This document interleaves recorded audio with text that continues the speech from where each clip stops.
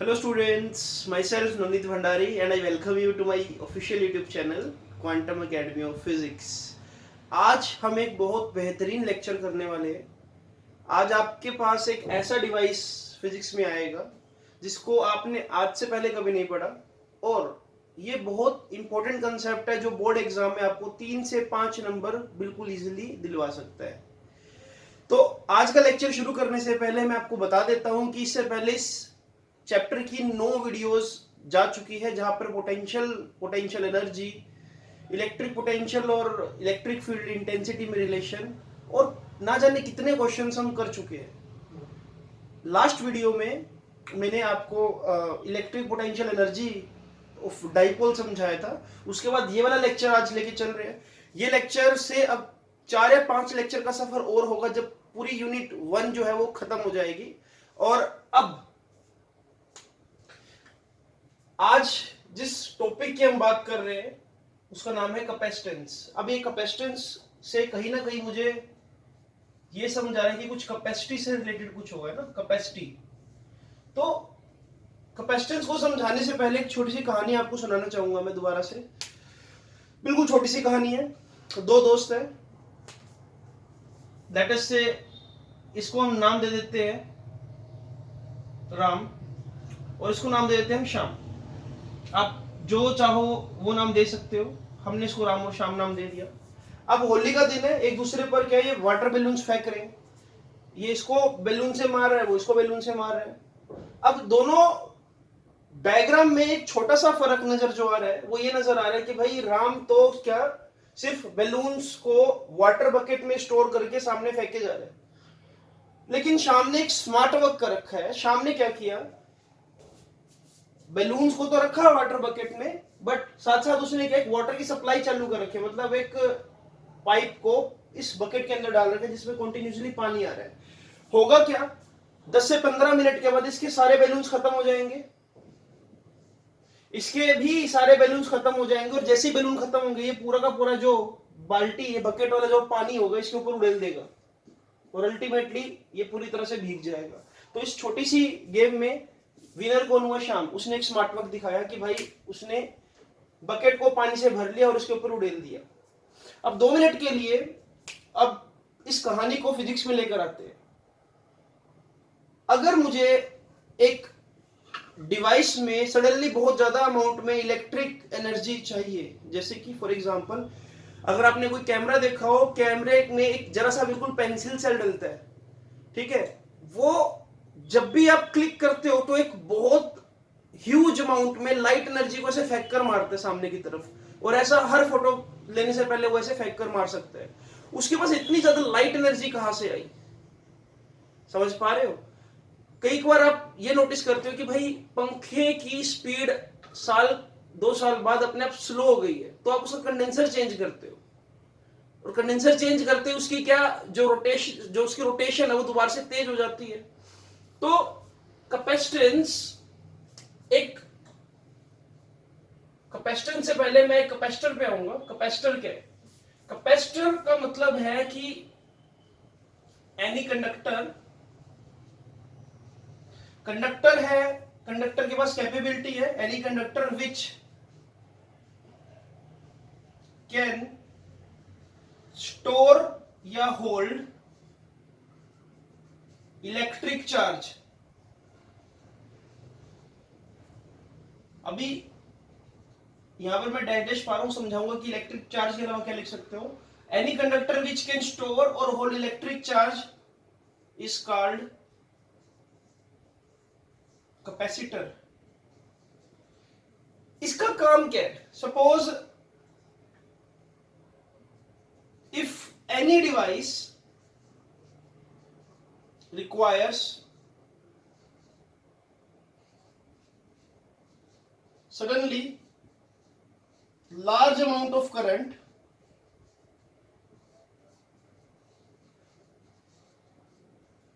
30 से 50 एम्पियर तक का करंट अगर किसी डिवाइस को सडनली चाहिए,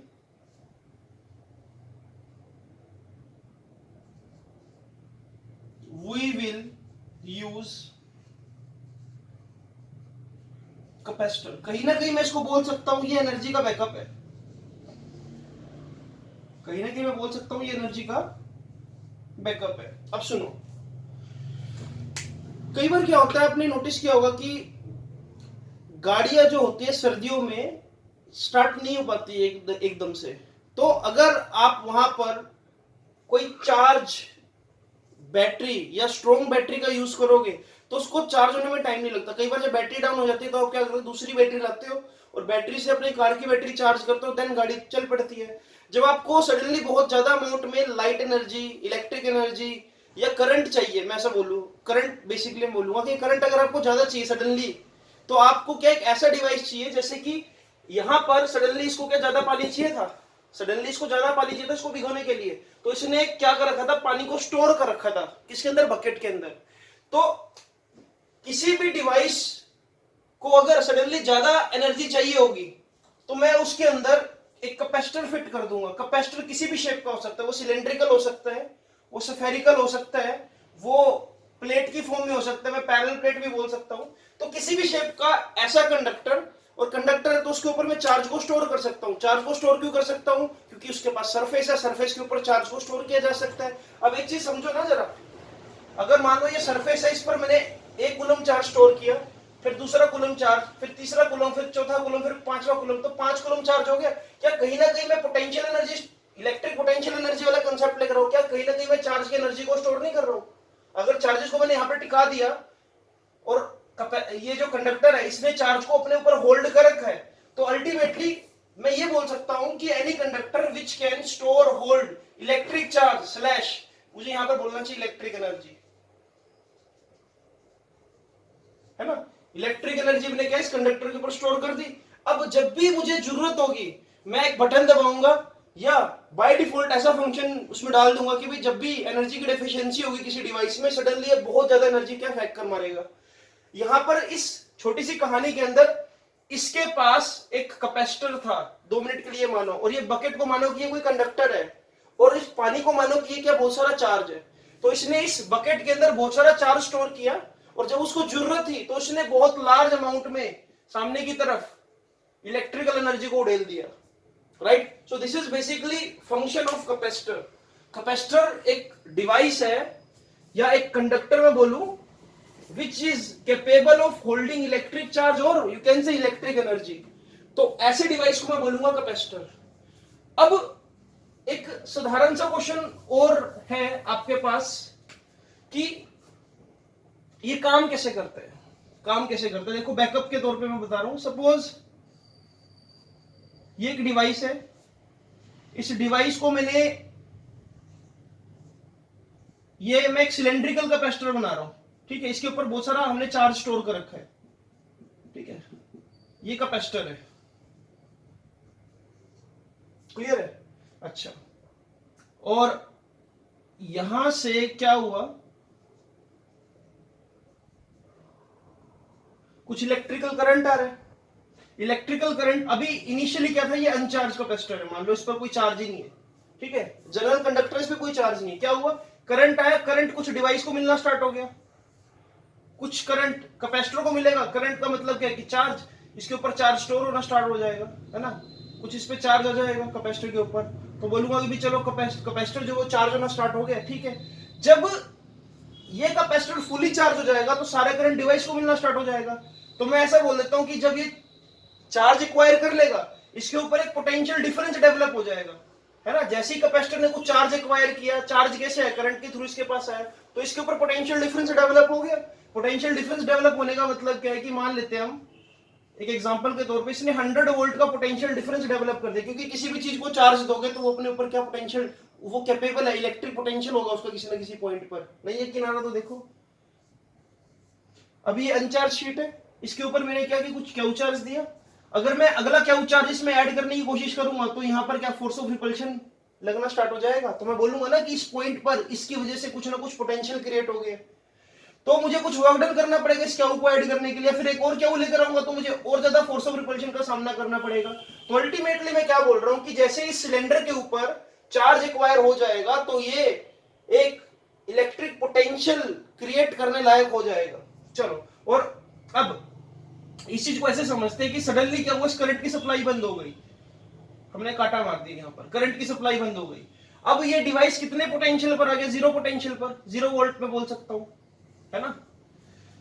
अगर उसको करंट नहीं मिल रहा तो 0 वोल्ट। लेकिन अब ये देखो, ये 0 वोल्ट और ये 100 वोल्ट, क्या दोनों के अंदर पोटेंशियल डिफरेंस क्रिएट हो गया? अब इस डिवाइस को क्या है, जरूरत है, इसको क्या चाहिए? हेल्प चाहिए कि भाई ये चलता रहे। इसको हेल्प कहां से मिलेगी? अब मुझे पता है कि भाई अगर ये वायर के थ्रू कनेक्टेड और ये 100 वोल्ट है तो कैपेसिटर इसके मुसीबत में इसको क्या हेल्प करनी स्टार्ट कर देगा और करंट को भेजना स्टार्ट कर देगा यहाँ पर, ला ऐसे। और करंट तब तक फ्लो करेगा जब तक दोनों का पोटेंशियल सेम ना हो जाए। और करंट जब फ्लो करेगा तो डिवाइस आपका वर्किंग में रहेगा। तो यानी कि कहीं ना कहीं डिवाइस के लिए बैकअप ऑफ एनर्जी हुआ ना कैपेसिटर। जब बैटरी से करंट आना बंद हो गया तो कैपेसिटर ने इसको क्या एनर्जी सप्लाई कर दिया। आपके घरों में भी तो ऐसा ही होता है।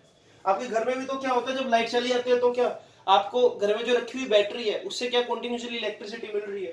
तो अल्टीमेटली जो मुझे समझ आ रहा है बच्चों, आज जस्ट मैं कैपेसिटर का इंट्रोडक्शन दूंगा आपको। कैपेसिटर एक ऐसा डिवाइस है जो इलेक्ट्रिक एनर्जी को स्टोर करता है और एक बैकअप ऑफ एनर्जी प्रोवाइड करता है। जब भी आपको ज्यादा अमाउंट में एनर्जी चाहिए वो क्या एनर्जी आपको उस टाइम हाजिर कर देगा। आप बस ये बोलो कि भाई मुझे एनर्जी चाहिए, कैपेसिटर आपके लिए तैयार है। एक बटन दबा सकते हो या बाय डिफॉल्ट कोई फंक्शनिंग कर सकते हो जिससे आपको क्या एनर्जी तुरंत मिल जाएगी। चलो, तो कैपेसिटर की डेफिनेशन ये हुई कि भाई कंडक्टर है। अब मैं बोलूं कैपेसिटेंस, कैपेसिटेंस क्या हुई? एक प्रॉपर्टी हुई। So what do you mean by capacitance? Property of conductor. Capacitor बोल सकते हो, ये कंडक्टर बोल सकते हो, बात एक ही है। Property of conductor to hold या store electric energy, right. So this is called capacitance. अच्छा, कैपेसिटेंस को डिनोट किससे करेंगे? It is denoted by capital C. अच्छा, अभी मैं बताऊंगा सारा कुछ। इसकी एसआई यूनिट क्या होगी? It's SI unit is farad, FARAD, farad.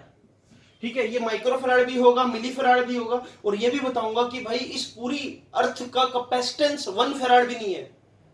You will get shock to know कि अर्थ का, अगर अर्थ के सरफेस के ऊपर मैं चार्ज को स्टोर करने लगूं तो वो भी 1 फेराड कैपेसिटेंस नहीं बनाता।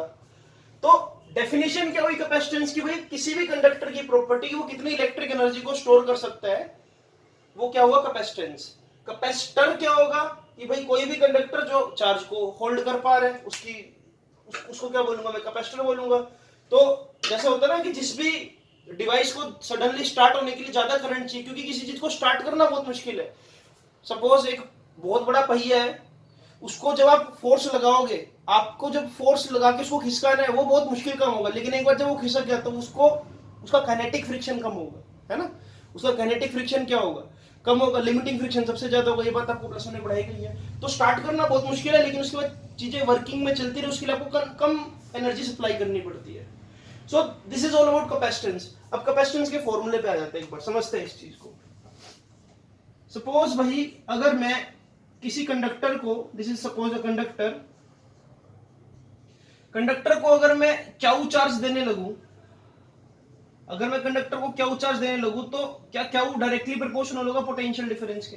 बिल्कुल होगा ना, क्योंकि जितना ज्यादा चार्ज दूंगा, जितना ज्यादा चार्ज ऐड करूंगा इसके अंदर, उतना ज्यादा पोटेंशियल डिफरेंस राइज करेगा। ये बात ऐसे बिल्कुल वैलिड है कि क्यू ज्यादा तो उतना ही ज्यादा क्या होगा? इलेक्ट्रिक पोटेंशियल बोलूंगा। इनफाइनाइट से ले आओ भी, लो इनफाइनाइट से किसी क्यू चार्ज को लेकर आए, पहले स्टोर कर दिया, कोई दिक्कत नहीं, पहले चार्ज के लिए कोई वर्क डन नहीं है, ठीक है। लेकिन जैसे ही मैं दूसरे चार्ज को इनफाइनाइट से लेकर आऊंगा तो यहां पर क्या होगा? रिपल्सिव फोर्स क्रिएट हो गया। मुझे क्या सडनली एक्सटर्नली फोर्स लगाना पड़ा। अगर एक्सटर्नली फोर्स लगाऊंगा तो कुछ ना कुछ पोटेंशियल है। Work done in moving a charge from infinite to the point is basically electric potential. तो कहानी सिर्फ इतनी सी है कि भाई चार्ज डायरेक्टली प्रोपोर्शनल होगा पोटेंशियल के, इसलिए मैं इस प्रोपोर्शनैलिटी को हटाकर एक कांस्टेंट टर्म लगा दूंगा C, और आपके पास फॉर्मूला मिल जाएगा Q is equal to CV, और कैपेसिटेंस का फॉर्मूला क्या हो जाएगा? Q अपॉन में V। So this is basically formula of capacitance.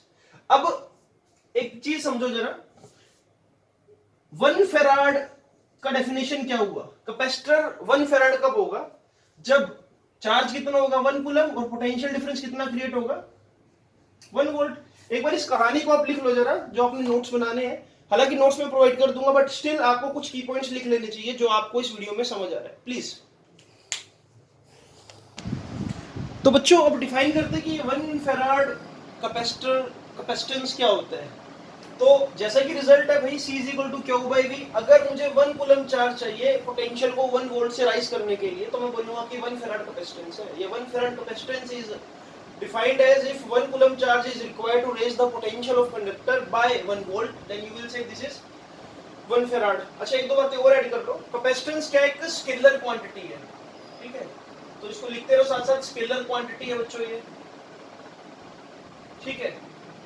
दूसरी चीज, फैराड के अलावा भी इसकी एक यूनिट होती है, उसको बोलते हैं हम स्टेट फैराड।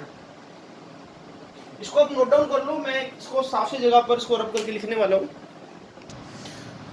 तो कुछ ज्ञान की बातें और लिख लीजिए जरा। कैपेसिटेंस का एक स्केलर क्वांटिटी जो बता चुका हूं मैं। फैराड से नीचे अगर मैं जाऊं, ठीक है, इसकी एक और अगर स्मॉलर यूनिट्स की बात करूं तो इसकी यूनिट एक है स्टेट फैराड। 1 फैराड में 9 × 10⁻11 स्टेट फैराड होता है। इसको कहीं लिख लो, लेकिन इसको यूज नहीं करने वाले, कहीं भी यूज नहीं करेंगे हम। माइक्रो फैराड, मिली फैराड ये सब यूज करेंगे। अगर मुझे डायमेंशन फॉर्मूला निकालना हो तो डायमेंशन फॉर्मूला भी निकाला जा सकता है। क्यू बाई वी, क्यू का मतलब हुआ करंट इनटू टाइम यानी कि 80। वी का मतलब potential difference, work done over charge, है ना। तो इस वी को भी मैं क्या लिख सकता हूँ, क्यू, तो अल्टीमेटली क्या हो जाएगा, देखो ये क्यू स्क्वायर अपॉन में वी बन जाएगा।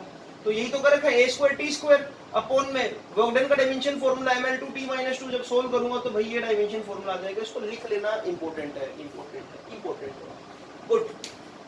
कैपेसिटेंस जो होता है कंडक्टर का, वो किन फैक्टर पे डिपेंड करता है। अब मैं आपको बता रहा हूँ कि देखो, अगर बाल्टी उस स्टोरी में बड़ी होती तो क्या ज्यादा पानी स्टोर हो सकता था? उस बाल्टी का अगर मैं एरिया चेंज कर दूं तो क्या पानी की जो क्वांटिटी है, मतलब वॉल्यूम है, वो भी चेंज हो जाती है। अगर वो कोनिकल शेप होती तो वॉल्यूम कुछ और होती। या मैं ऐसा बोल सकता हूँ कि किसी भी कंडक्टर का जो कैपेसिटेंस है वो बेसिकली साइज पर डिपेंड करता है। ज्यादा साइज होगा, बड़ा साइज होगा तो ज्यादा चार्ज स्टोर होगा, तो कैपेसिटेंस बढ़ गया ऑटोमेटिकली। एरिया ज्यादा होगा तो भी एरिया ज्यादा होने से भी क्या कैपेसिटेंस बढ़ जाएगा। और शेप पर भी डिपेंड करता है, क्योंकि अलग अलग शेप का एरिया अलग अलग होता है। तो शेप, साइज और एरिया, इन तीन चीजों पर डिपेंड करेगा। और किस चीज पर डिपेंड करता है कैपेसिटेंस, कि आसपास कोई दूसरा कंडक्टर तो प्रेजेंट नहीं है। इंडक्शन भी तो हो सकता है, रिपल्शन भी तो लग सकती है, कई सारे फैक्टर्स हैं। इन सब चीजों के लिए मैं फॉर्मूला भी ड्राइव करके आपको सिखाऊंगा। अभी अगला लेक्चर होगा, उसमें हम ये सब चीजों का जिक्र करेंगे। और किस चीज पर डिपेंड करता है कि भाई आप किस मीडियम में चार्ज को स्टोर कर रहे हो, समझ रहे हो, यानी कि परमिटिविटी पे भी डिपेंड करता है। परमिटिविटी क्या होती है, एप्सिलॉन और जो मीडियम के साथ चेंज होती है।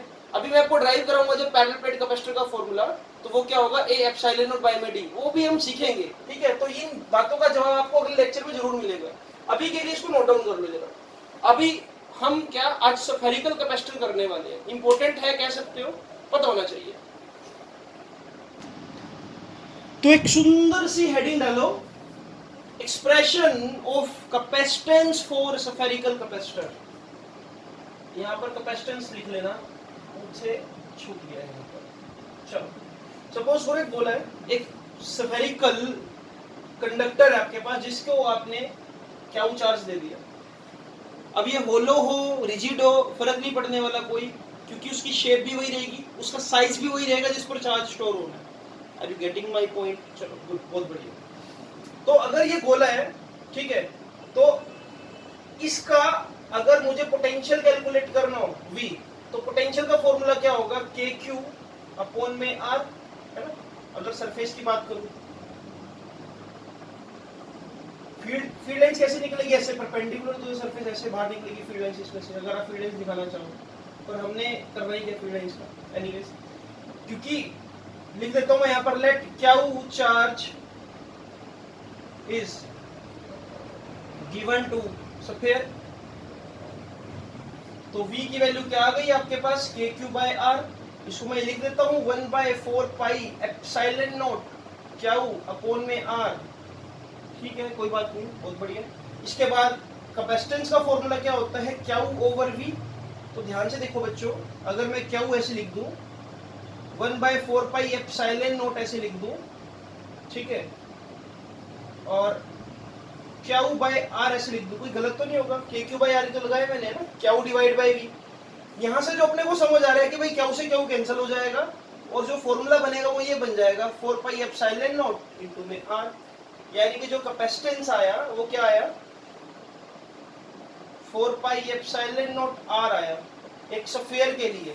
और यहां से भी ये बात बिल्कुल क्लियर हो गई कि जो कैपेसिटेंस है वो डायरेक्टली प्रोपोर्शनल है रेडियस के। कैपेसिटेंस है वो डिपेंड कर रहा है एप्सिलॉन नॉट पर, जैसे कि आप देख पा रहे हो। तो इसका मतलब जो मैंने अभी प्रॉपर्टीज लिखवाई थी उसमें बिल्कुल सच्चाई है। रेडियस बड़ी कर दोगे तो कैपेसिटेंस बढ़ जाएगा, ठीक है। अच्छा, तो ये एक स्फीयर के लिए कैपेसिटेंस का फॉर्मूला मैंने ड्राइव कर दिया। अब चेक करते हैं, अर्थ भी तो एक स्फीयर कंसीडर करते हैं हम। अर्थ के लिए कितनी वैल्यू है कैपेसिटेंस की? अगर अर्थ के पूरे सरफेस के ऊपर नदियां गायब कर दो, बिल्डिंगें गायब कर दो, बिल्कुल बंजर जमीन, बिल्कुल अर्थ को गंजा कर दो, उसके ऊपर चार्ज को स्टोर करना स्टार्ट करो, पूरा चार्ज को स्टोर कर दो जितना आप कर सकते हो, तो अर्थ का कैपेसिटेंस कितना बनेगा? तो अर्थ की रेडियस की बात करूं, अर्थ की रेडियस कितनी होती है? 6400 किलोमीटर। इसको अगर मीटर में कन्वर्ट करूं तो 6400 किलोमीटर इंटू 10⁻⁻2 कर दूं मैं, सॉरी 10⁻³ करूंगा ना, किलोमीटर से मीटर में जाने के लिए। तो इतनी रेडियस है अर्थ की, इसको मैंने मीटर में कन्वर्ट कर दी, that is our SI system. अच्छा, और क्या चाहिए मुझे भाई? 1/4, ये वैल्यू तो मुझे पता ही है। कैपेसिटेंस का फॉर्मूला क्या होता है? 4 पाई एप्सिलॉन नॉट आर। तो देखो जरा, C is equal to 4 pi epsilon naught into में 6400 इंटू 10⁻³ और अगर इसकी वैल्यू लगाऊं मैं, देखो 1/4 पाई एप्सिलॉन नॉट किसके इक्वल होता है? 9 इंटू 10⁻9 के। तो 4 पाई एप्सिलॉन नॉट किसके इक्वल होगा? 1/9 इंटू 10⁻9 के। अच्छा, वैल्यू प्लेस कर दो जरा यहाँ पर, तो it will become 6400 into 10⁻³ upon में 9 इंटू 10⁻9। अब ध्यान से देखो बच्चों, यहाँ पर इसको मैं चलो 64 लिखकर ऐसा कर सकता हूँ, इसमें 2 जीरो डाल दो, 10⁻5। चलो, क्या ये 64 डिवाइड बाई 9 इंटू 10⁻⁻4 बन गया? इसको आप एक बार नोट डाउन कर लो ताकि आप कैलकुलेशन को समझ सको। एक बार जल्दी नोट डाउन कीजिए। तो जरा सामने देखिए क्या मिल रहा है आपको। 64 डिवाइड बाई 9 इंटू 10⁻⁻4। जब मैं इसको सोल्व करूंगा तो देखो क्या मिल रहा है, 9 7 जा 63.11 इंटू 10⁻⁻4 फैराड। देख पा रहे हो?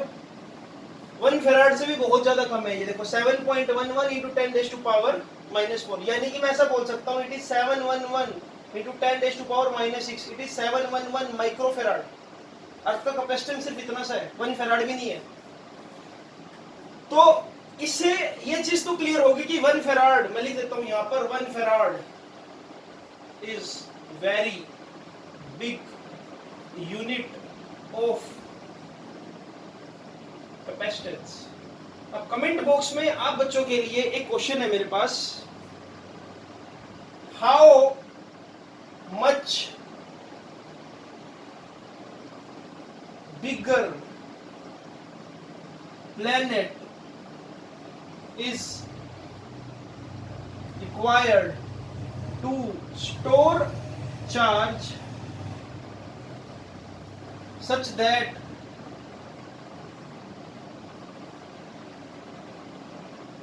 capacitance become 1 farad। या अल्टीमेटली मुझे बताओ कि R की वैल्यू, रेडियस कितनी बड़ी हो, रेडियस कितनी ज्यादा बड़ी हो किसी भी प्लेनेट की कि उस पर 1 फैराड कैपेसिटेंस या उसका जो कैपेसिटेंस है वो 1 फैराड हो जाए। सो this is all about capacitance. I hope कि आपको कैपेसिटेंस, कैपेसिटर, स्फेरिकल कैपेसिटर समझ आया होगा बच्चों। ये चैप्टर बहुत अच्छा है, यकीन मानो। नॉन मेडिकल के बच्चे को अगर मतलब थोड़ा सा इंटरेस्ट या फील लेना स्टार्ट होता है तो इस चैप्टर से आना स्टार्ट होता है, जब वो थोड़ा सा कॉम्पिटिटिव में जाएगा। तो मुझे अच्छा लगेगा कि आप मुझे इस कमेंट बॉक्स में इसका आंसर दोगे और इस वीडियो के नोट्स भी खुद से बनाओगे। हालांकि नोट्स में प्रोवाइड कर दूंगा, बट फिर भी कुछ बातें ऐसी होती है जो आपको अपने लिए इजी बनाने के लिए लिखनी होती है। तो मैं हूं नवनीत भंडारी और मैं इसी तरह से ही आपको ये लेक्चर्स प्रोवाइड करता रहूँगा। चैनल को सब्सक्राइब जरूर कीजिए अगर आप नए हो, और लाइक जरूर कीजिए वीडियो को, और कमेंट में मिलते हैं आपसे इस क्वेश्चन के आंसर के साथ। Bye bye.